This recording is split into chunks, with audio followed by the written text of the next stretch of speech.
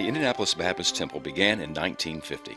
The Lord gave, over a 40-year period, 22 acres of property in the heart of the city that housed the 11th largest church in the nation with 8,000 plus members, a Christian school with up to 700 students, and one of the oldest daycares in the city of Indianapolis.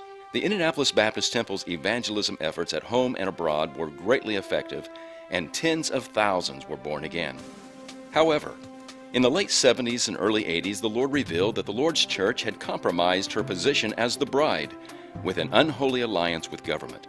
As a result, we reorganized the Bride of Christ on biblical and constitutional First Amendment principles. So on January 1st, 1984, all of the ministers of the church became self-employed and paid their own taxes personally. This practice continued for 10 years until the IRS refused to tolerate our faith any longer. Through the years, we knew that we could possibly lose everything materially speaking, but our faith and practice were convictions. The Lord's bride could not become a tax collector. So in August of 2000, our worst fears came to fruition when a federal judge ordered us to vacate the Lord's property by November 14th, 2000. On November 14th at noon, a rally was held drawing over 1,000 people. We refused to leave, and for 92 days and nights, many lived and ate and slept in the buildings. We continued to meet and worship until 150 federal marshals and officers raided the Lord's property at 8:15 a.m. on February 13th, 2001. Thankfully, no one was arrested because in America we have the right to protest unjust actions by our government. But 7 people were removed that had remained in the building the night before. Eventually, the property was sold and the buildings were bulldozed down. Most thought it was over and the church had died.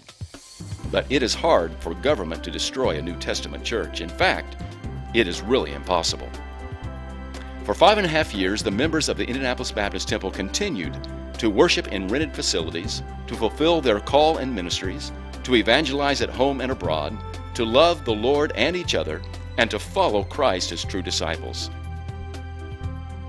So this presentation is dedicated to the members who are a part of The Stand, and to all of our present members who are by God's grace still standing for the Lordship of Jesus Christ over His church.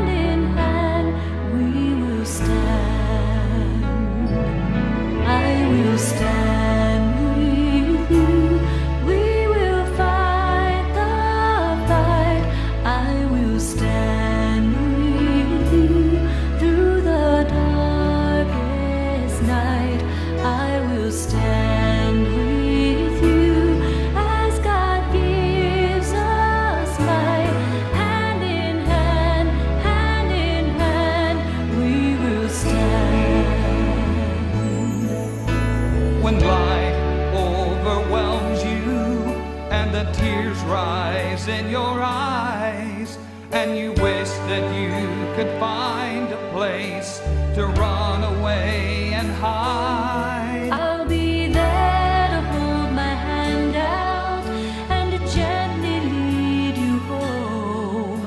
In the family of God, in the family of God, in the family of God, you're not alone.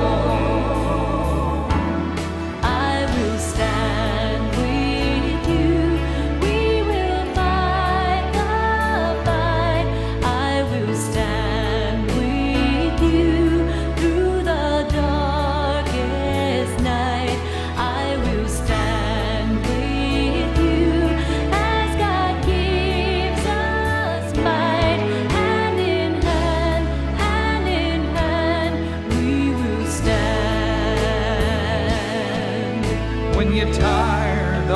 the battle, feeling worn out to the bone, and you feel like you've been fending off the arrows on your own. Close your eyes and see the angels who are fighting brave and bold in the family of God, in the family of God, in the family of God.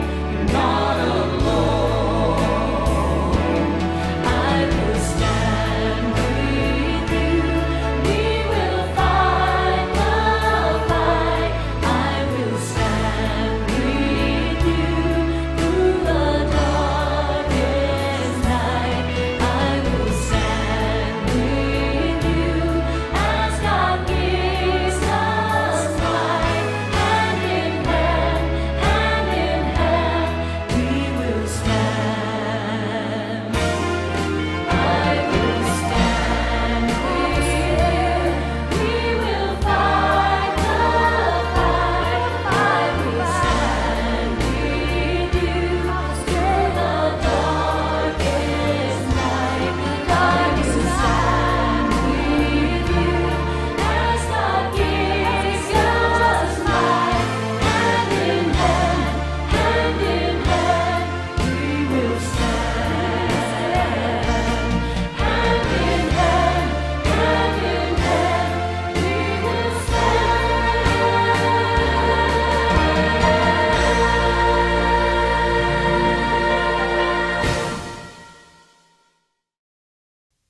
But wait, the story is not finished.